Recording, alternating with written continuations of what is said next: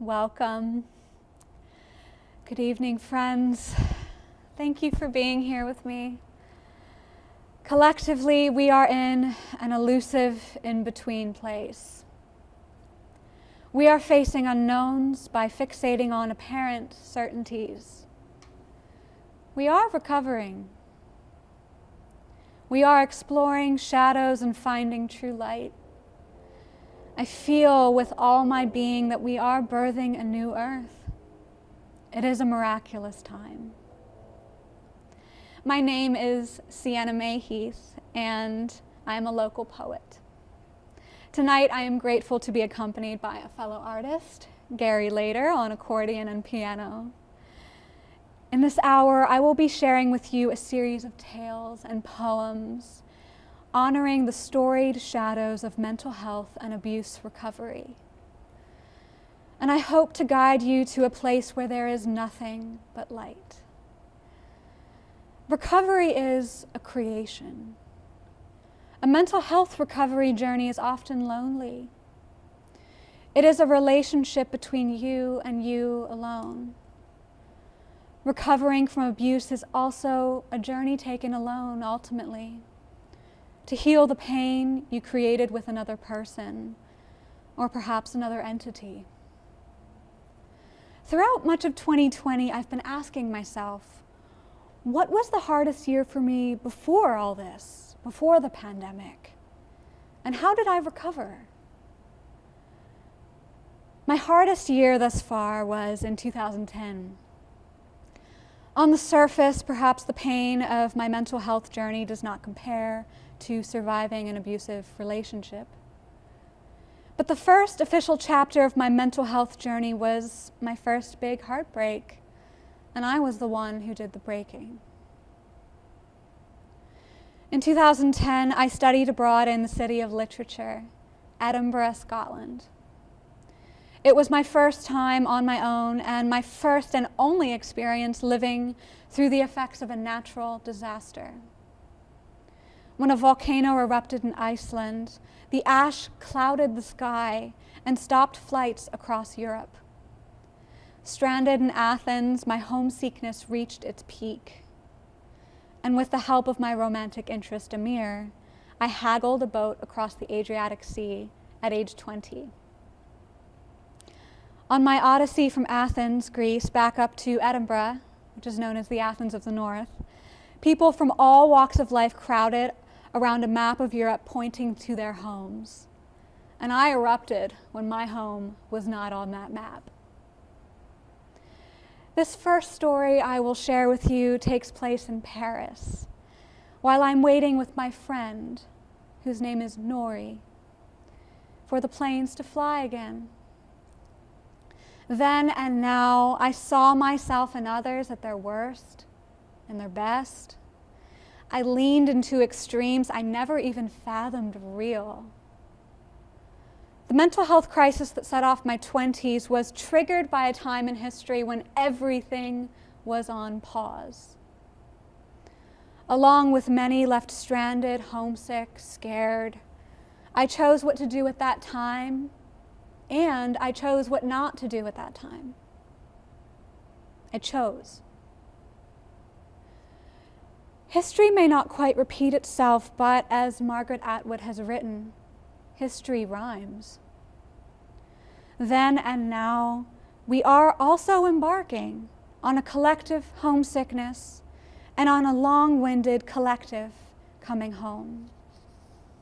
This is our volcanic odyssey.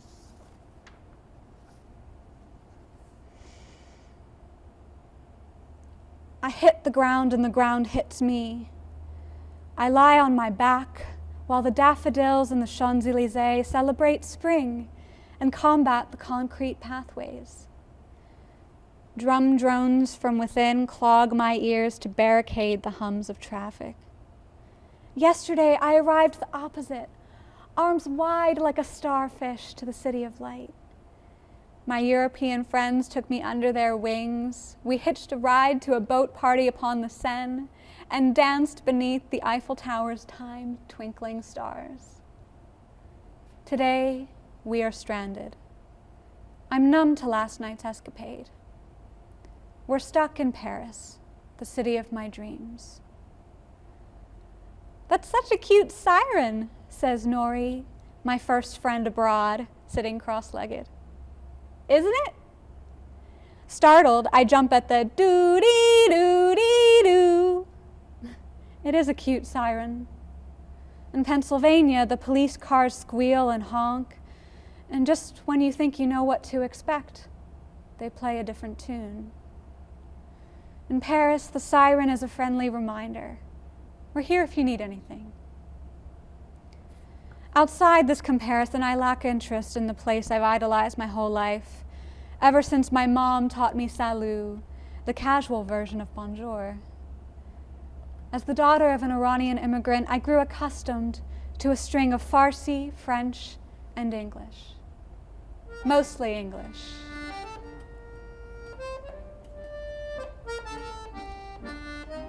Francais entered my life through the songs of Edith Piaf.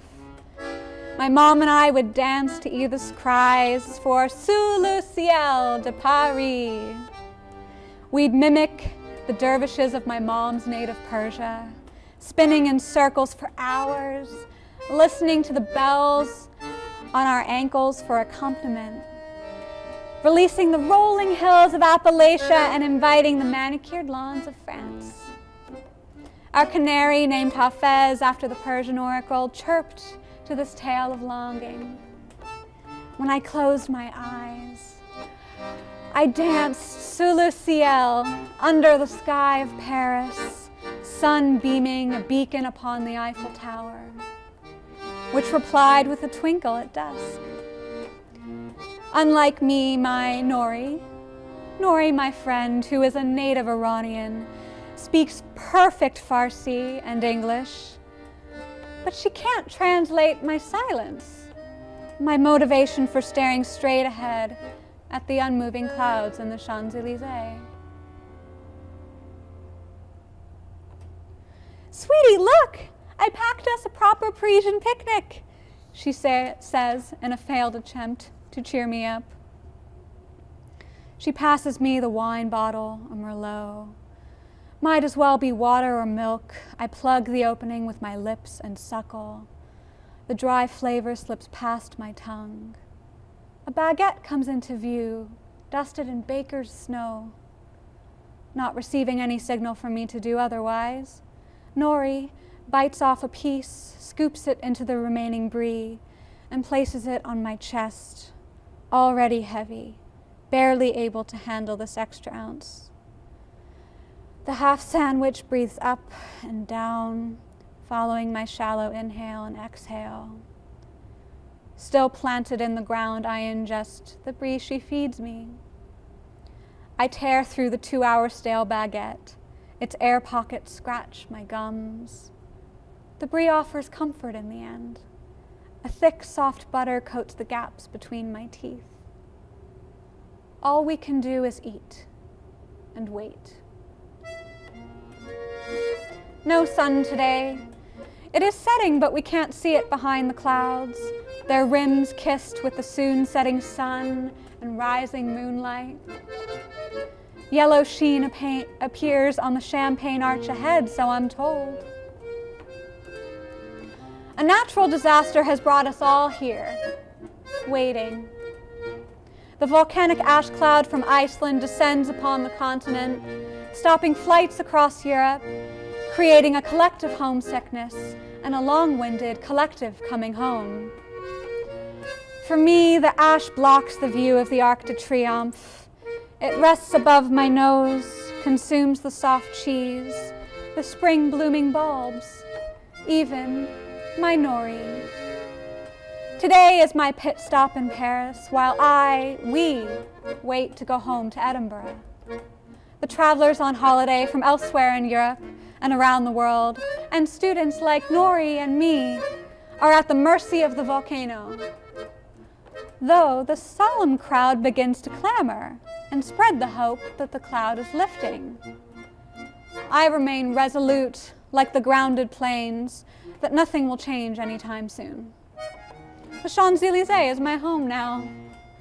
Rather than let my pupils dilate to the city of light, I allow them to rest quietly above the weight on my chest and let them roll back into racing thoughts. A moth flutters between the bones of my skull, telling stories, and I want to listen. The ash may lift, but it will be back, the moth whispers. It will return to haunt our city of light. Shadows descend, the sun follows. Across the river, I hear the limestone of Notre Dame crack. A gargoyle's mouth runs dry. Our Arc de Triomphe sizzles in the remaining sunlight, then fades to nothingness. Floating fire remnants dust the cobblestone streets and blow into our eyes like sand. That cloud with the silver lining lingers over my body, offering the dwindling power of a flashlight on its last leg, for which I am grateful. My frizzy auburn curls sprawl through the strands of the fresh grass. My eyes shift from green to gray. Looking to the sky, as darkness engulfs Paris, I say to the fluttering moth, I never thought dining sous le ciel de Paris would be like this. Gold coins jingle on Nori's neck, a gift I scrounged up on my travels. It's fitting she can wait optimistically in the gray. Her name means light in Farsi. She is at home in the city of light and shadow, but I am not alone.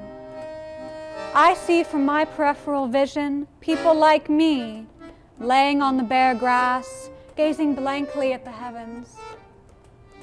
Others banter in a slew of languages. I catch a couple debating in Spanish. Tomar un tren? Should we just take a train?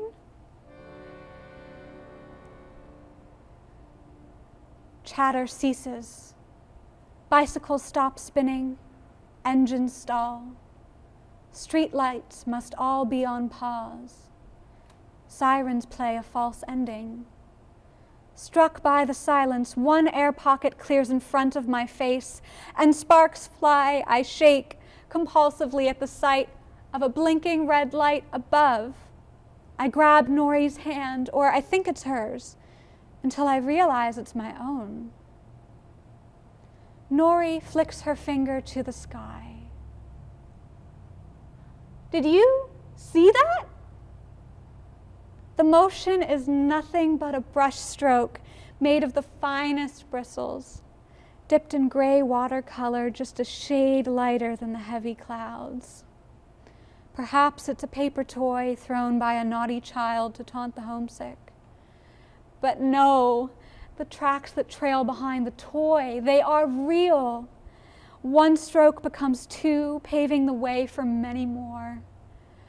The lower line phrase, the off-white feather needed to keep this precious bird aflight.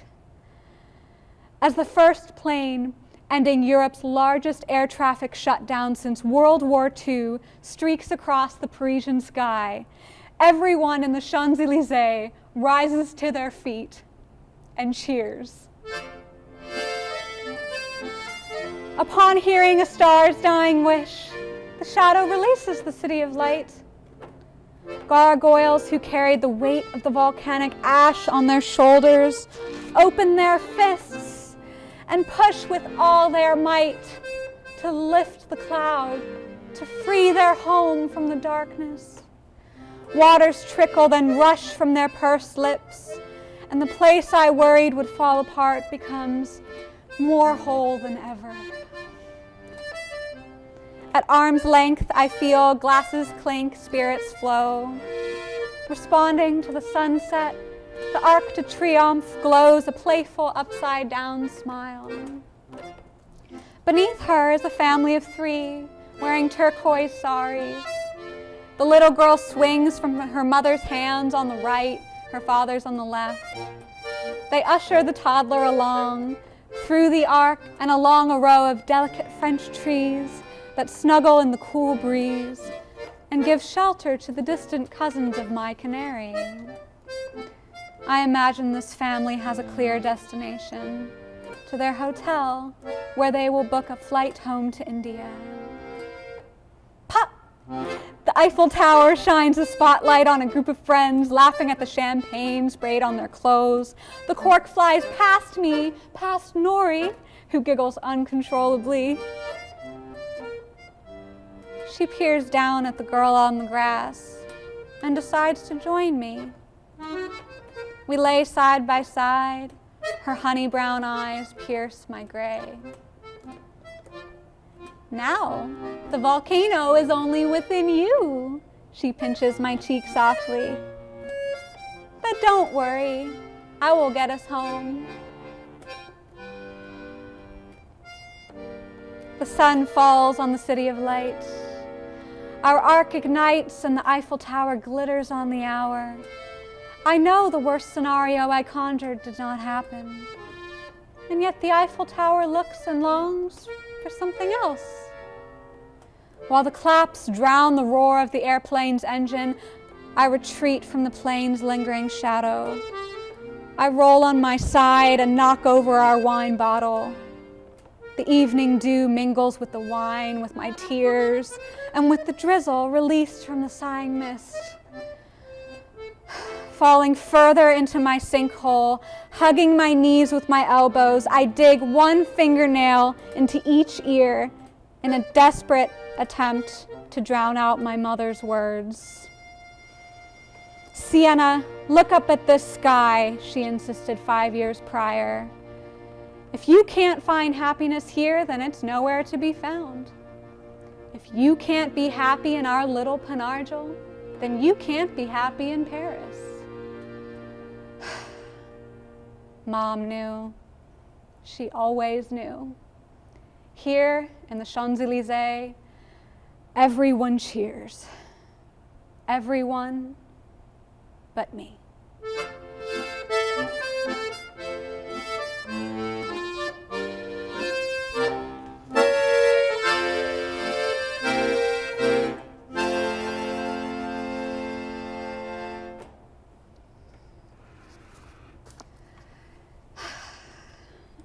If you can't be happy in Penargil, then you can't be happy in Paris, my mom said.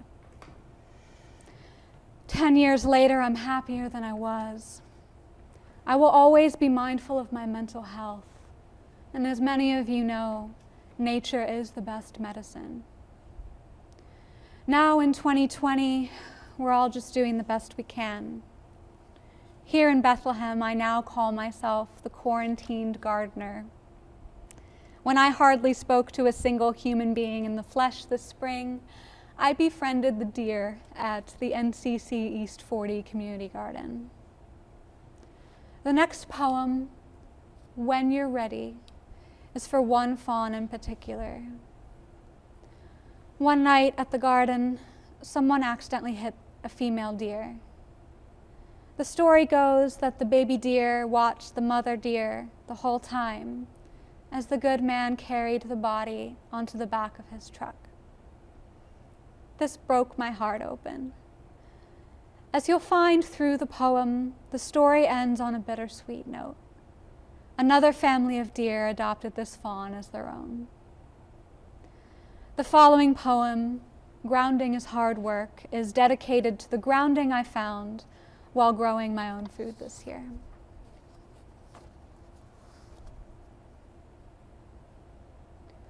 My child, after my death, you'll find another. Not all mammals are so kind, but dear, oh dear, they form families like people adopting any or all who need a living, prancing mother. Dear one, after my death, if I may leave you young by way of a speeding, fleeting farm truck, wait for me. See the good man who carries my body. Whimper in the tall wheat. Crouch and cower from subsequent passing headlights. Be careful.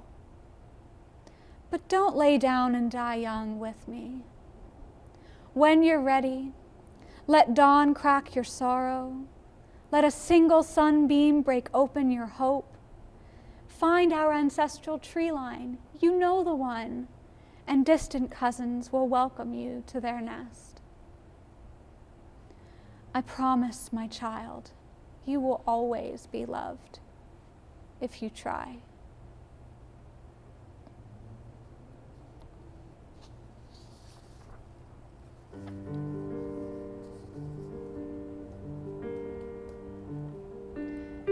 I'm not here to change anything today, just to grovel at the feet of my mother for caring for the plants I forgot while I was wide awake listening. For me, grounding is hard work. It is moving the ground, an attempt to save its soul from the past. It is combing the earth of its pain. Grounding is quiet and loud. It is moving mountains that ask for the help of their child. Grounding is hard work. It is grinding rock that seeks to stay lost. It is stepping in mud as the sun sets. It is finding the sun before dawn. Grounding is hard work. It is reaching your limit. It is finding your strength. It is growing confidence. Grounding is old. Grounding is new. Grounding is hard work. Grounding is hard yet soft, fast while steady. It is stirring the still soil with compost. It is encouraging rogue seeds. It is letting Mother Earth know I hear her. I love her. I want her to stay free.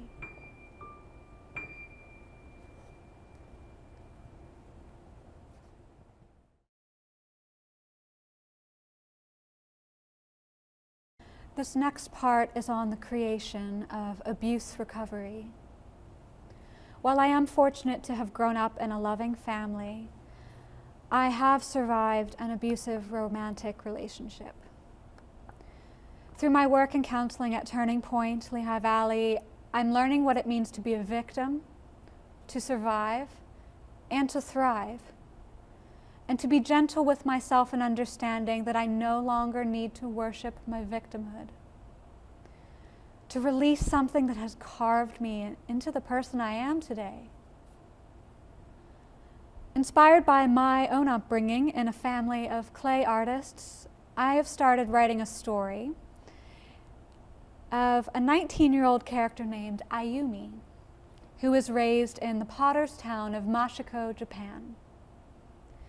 This next piece is Ayumi's letter to her daughter in America, and is also an ode to my dad, who continues to make wood-fired tea bowls, such as this one, and my mom, who is painting poppies, such as the one on my left. This is Ayumi's letter to her daughter in America. My child, Japanese potters have formed multi-generational families for centuries.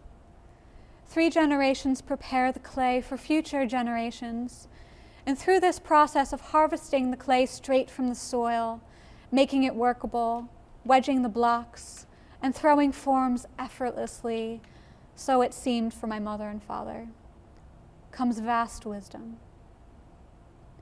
While stoking the kiln one quiet night, my mother's voice pierced through the crackling wood. She said, "When I met your father, our love story escalated like fast fire. We did everything together, danced under the stars such as these, and made pots such as the ones baking tonight. Every evening he'd walk me to the front door, and when we parted ways, we shone as the sun and the moon, during that brief period when the sun is setting and the moon is rising." One morning, she continued, I awoke to a letter slipped under the door of this very home. He wrote the obvious, that we are already spending our lives together now, nearly every waking moment, and he knew in his heart that I was his future wife. "So, did you say yes?" I summoned an answer. Well, he didn't really ask, and I needed to decide how I felt. Of course I was flattered, but love is true and honest and righteous, and I wasn't going to make a big decision without thinking it through. I wrote on the back of that letter, "I want our future too, but I need more time." "What did he say?" I asked.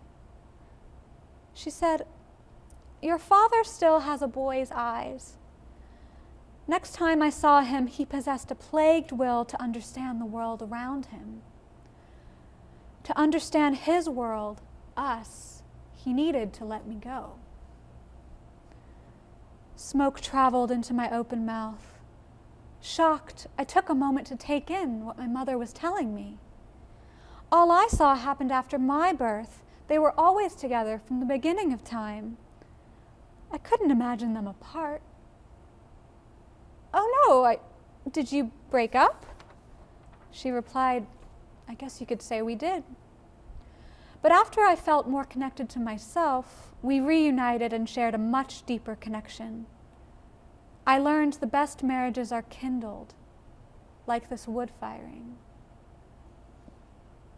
She was comparing my relationship with fast fire and hers with wood fire. Let me explain, my child. The fast fire is a different animal. Not better, not worse, just different. Compared to a traditional lengthy wood firing, it conserves wood. Results depend on the flame and the ash deposits, which are less pronounced in a short fast fire than in a traditional wood firing because it lasts 5 hours, not 5 days. Fast fire rests between this traditional wood firing and raku. While fast fire pieces are functional, raku swiftly produces purely decorative pottery. Each holds beauty in its own way. Different results, I repeated. Like Father says, each type of kiln fires the clay in new ways, all according to nature. Exactly, my mother agreed. Every way to love is natural, and I suppose it depends how you are destined to walk through the flames.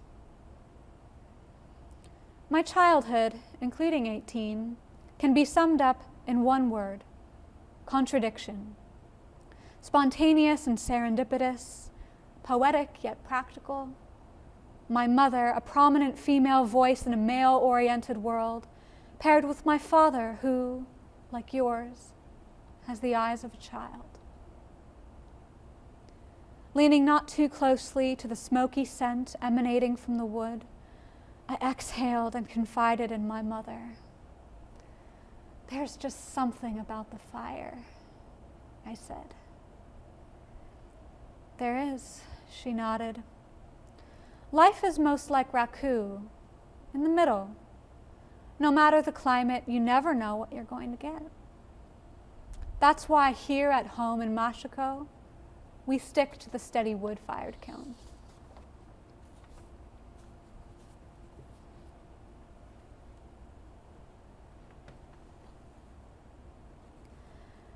This next poem is called June and inspired by the poppy.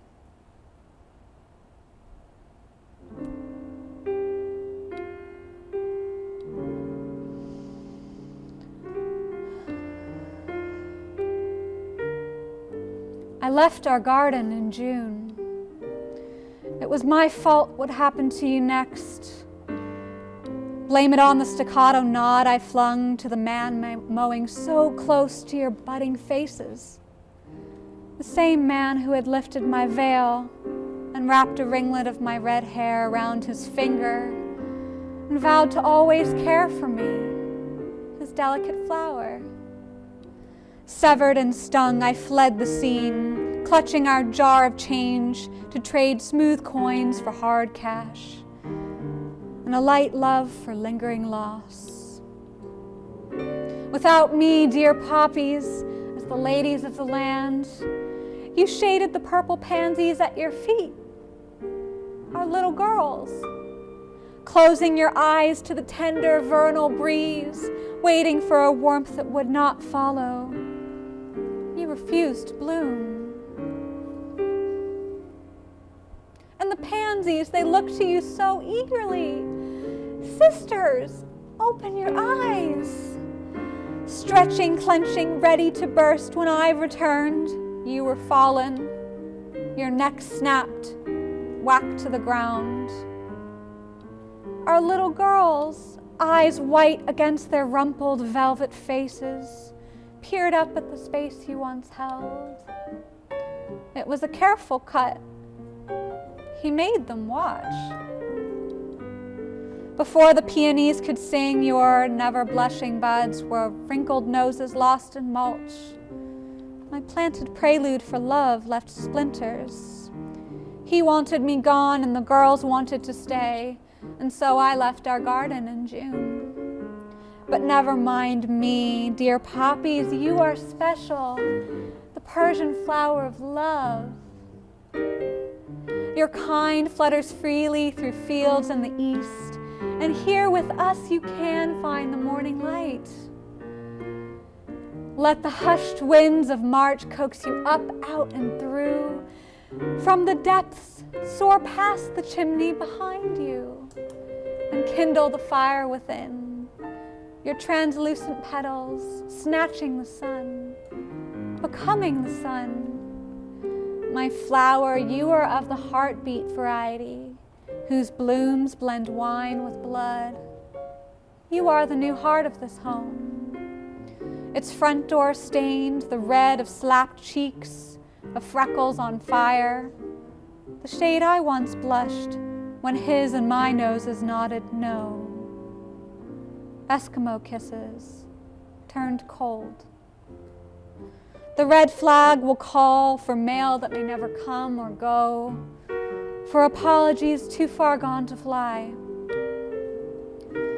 Amidst the quietude, fear not the riotous gales of winter, for you are not so frail, and neither are your icy sisters. Trust they will prevail, and you will rise. You'll reemerge in spring, blooms bursting with silky needles, seeds descending upon the sweaty soil, your leaves settling to dust in summer.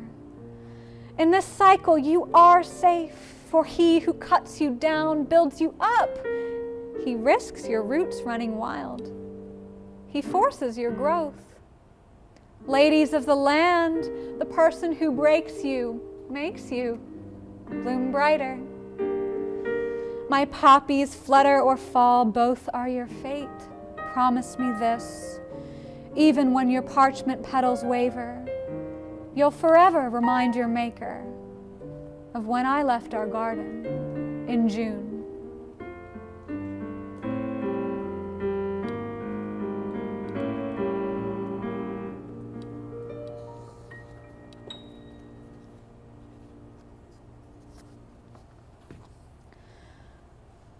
This next poem is called, Why Did You Stay?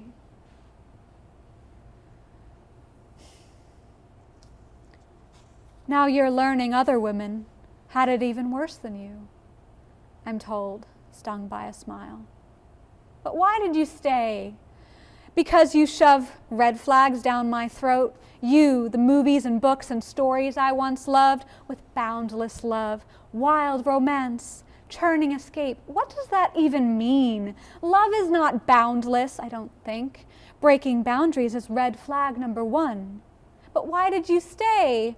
Because of the carriage ride beneath twinkle lights, because of the match lit at dinner, all on a first date, the dreams I once concocted flicker.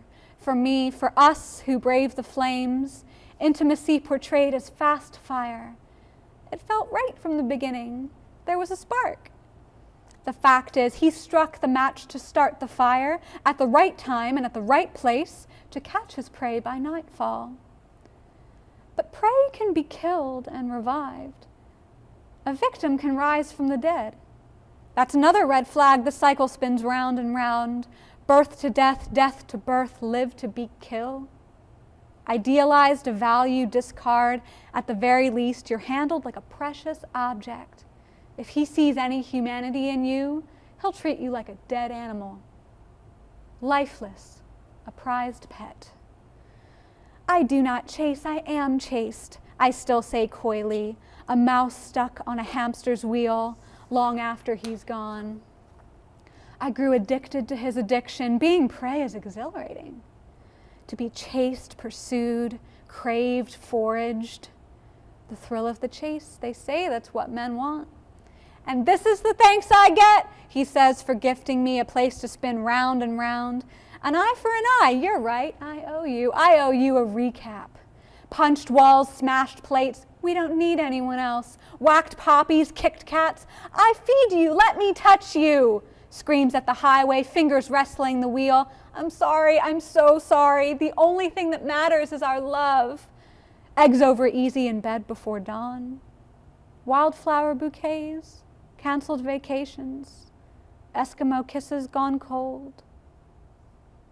I don't know if I love you anymore. Why did I stay?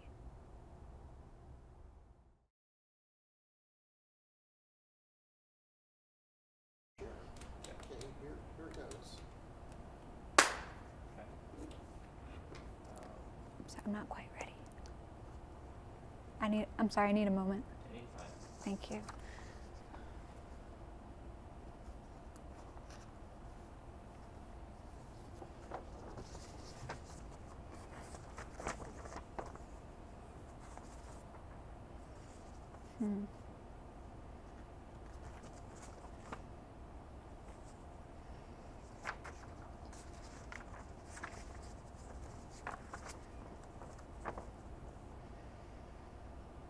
Okay.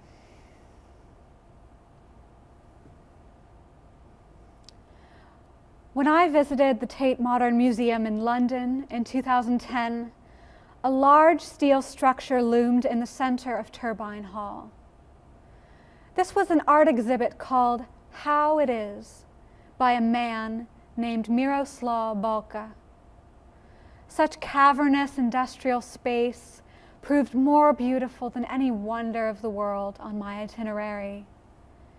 Here I began learning how to brave the unknown.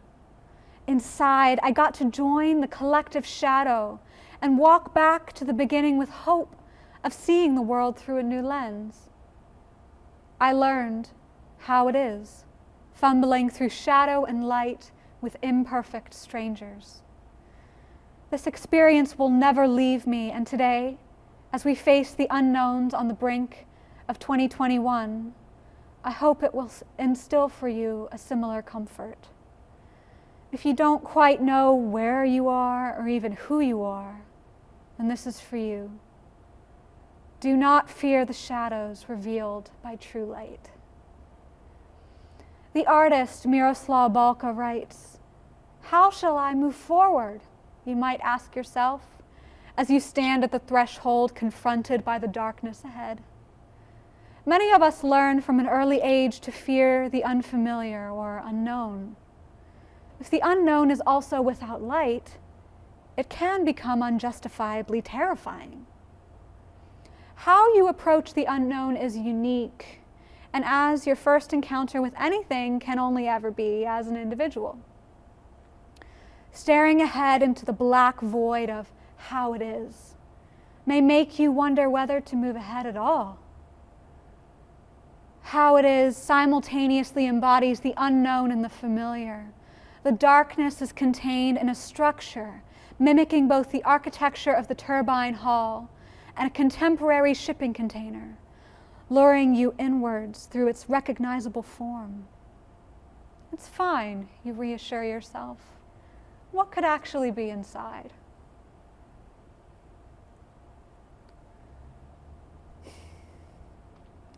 At the core of Tate Modern Gallery looms a steel cavern.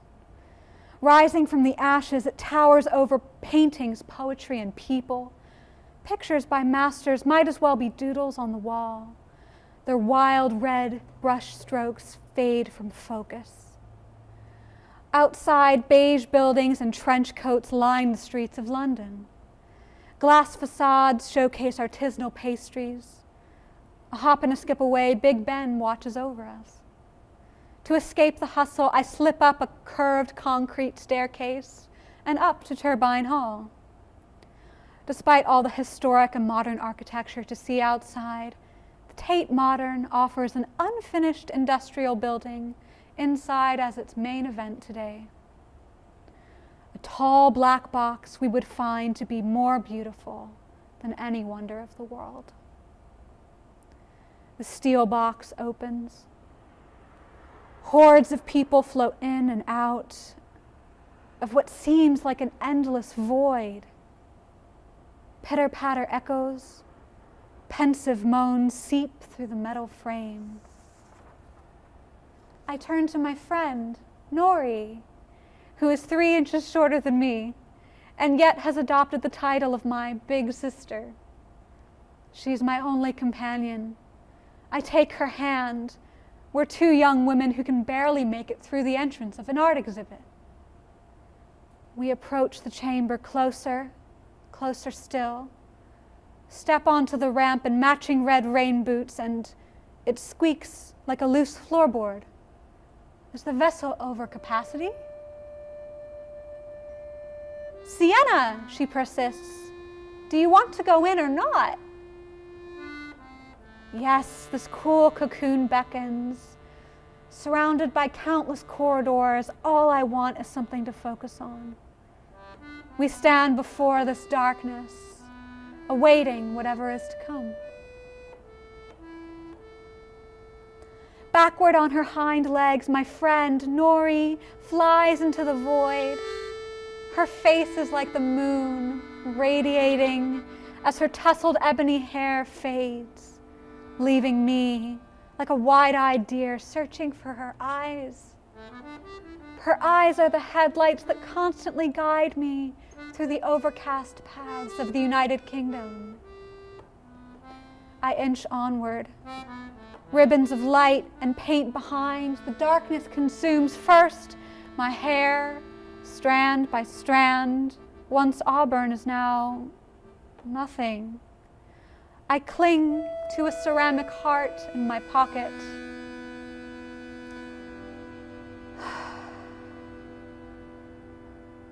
Petting it with my thumb. 1, 2, 3.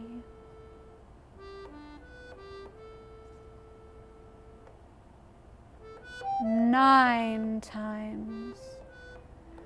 I unclasp my hands, and with no one to hold them, reach forward. Fingernails disappear, then freckles, one by one, succumb to the absence of light. Up, right, left, I look, and down to where my feet are planted, nothing remains. Perfectly lit Tate Modern. Museum filled with art I admire is but a candle blown in the background. Here all is black, gone, hollow. I drift through the void, voices murmur.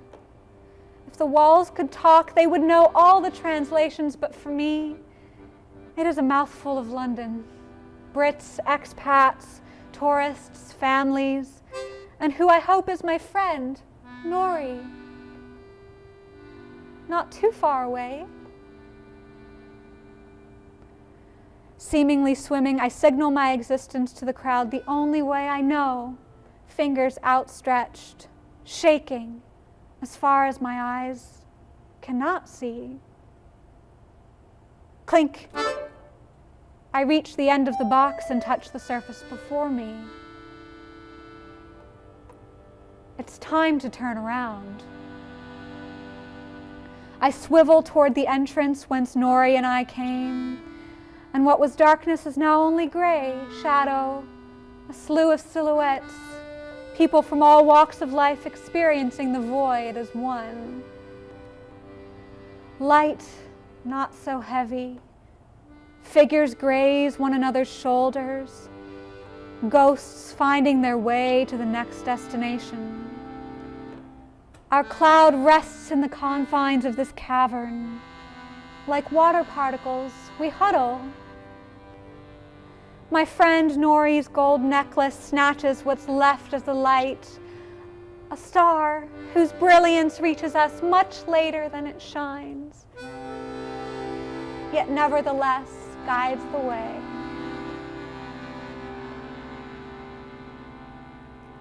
When I reach the start-finish line, I peer into the space that was once a void. The cloud lifts, and now I can see people's faces clear as day. For us all, what was once tunnel vision becomes panorama. At the end of the ramp, my eyes adjust to the label I had overlooked, written outside the steel cavern. Miroslav Balka's How It Is. Mr. Balka, the artist who has amplified the earth's shadow. Like a child on the playground, I say to my companion, "Let's go in again." She laughs at me and shrugs. This time, she and I choose to fumble through the dark together. An abyss above ground, the box becomes for me both a submarine and an aircraft. "Why are you scared this time?" she whispers. I enter the darkness again. It's not that I'm scared, as I'd come to realize. My heart beats quickly because I trust there is more to come. Our walk in the dark is not over. Clink. My nail hits the end of the void for the second time. When we turn around, the shadowy figures are no longer. What was once shadow is now a beacon of light. My sister releases my hand. Wind gasps at our backs, then faster and faster still. The vessel welcomes the crashing waves ashore to propel it forward. I trust that we are all aware of each other's presence, bidding goodbye to the stumbles of yesterday and carrying the torch of tomorrow. A mist fills our vessel, nebulous, as daybreak flashes before our eyes and illuminates this collective corner of London, where there is nothing but light.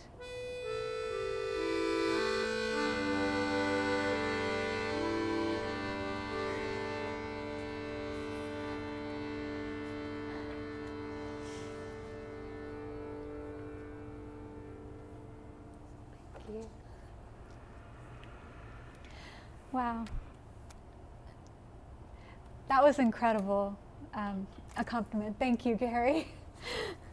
And I thank you all for being here with me today. Let's close out with two poems which I wrote outdoors this summer at Poetry Without Limits. This first one is called Welcome to the In-Between. Welcome to the in-between, where we grow together, where we speak in silence, where we explore the nuance of truth, where you can be both and you can be neither.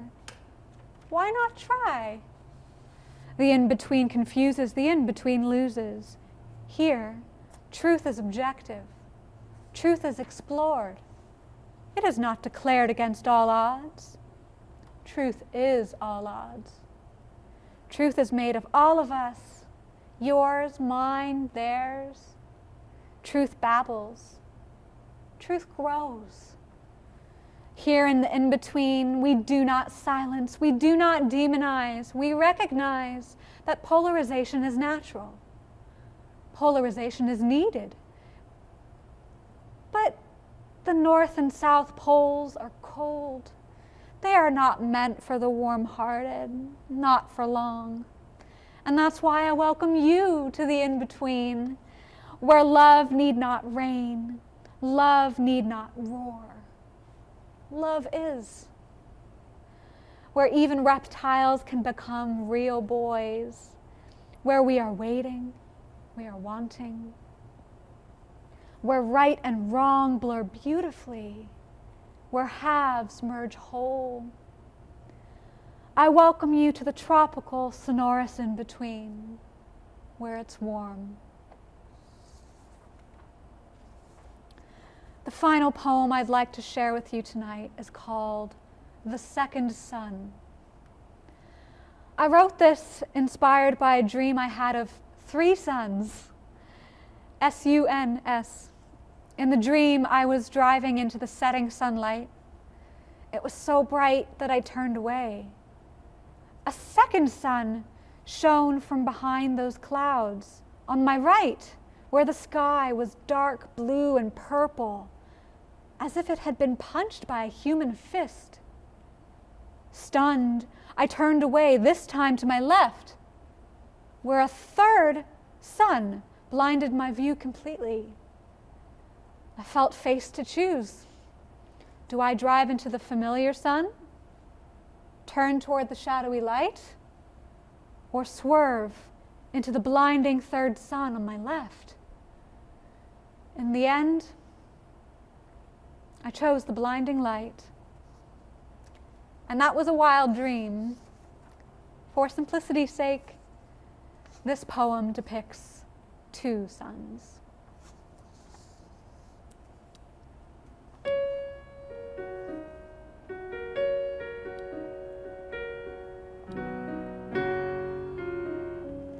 A renaissance for writers and a blackout for theater. Dueling suns who belong in love, not in battle. Find the electricity within and without, which comes from the marrying of opposites, from the fissure of wars, the only place of lasting peace. This is the coming of a second sun. It is not what you expected, is it? The S-O-N you'd hope would O and ah is but a celestial body born from a human body. The second sun has you. The second sun is you. Both the first and the second stem from the source, from your throat. For surrendering to the forces at work is not surrendering your freedom. It is surrendering your slavery. It is inheriting your freedom, your birthright. The coming of the second sun may feel like a return of evil. It may look like a retrograde. A backward becomes forward, as setting becomes rising. The fractured reality is replaced with sweet illusion. At last, the second sun is here. The second sun is risen. The second sun is the twin of the first, born but a light year late. Rising, warming, loving, a destined companion, a twin flame, the third and most precious piece of Christ consciousness, of unity consciousness, of whatever great name you give it. The second sun holds the light limbs of its partner in the earth, folding, splitting, parting through birth.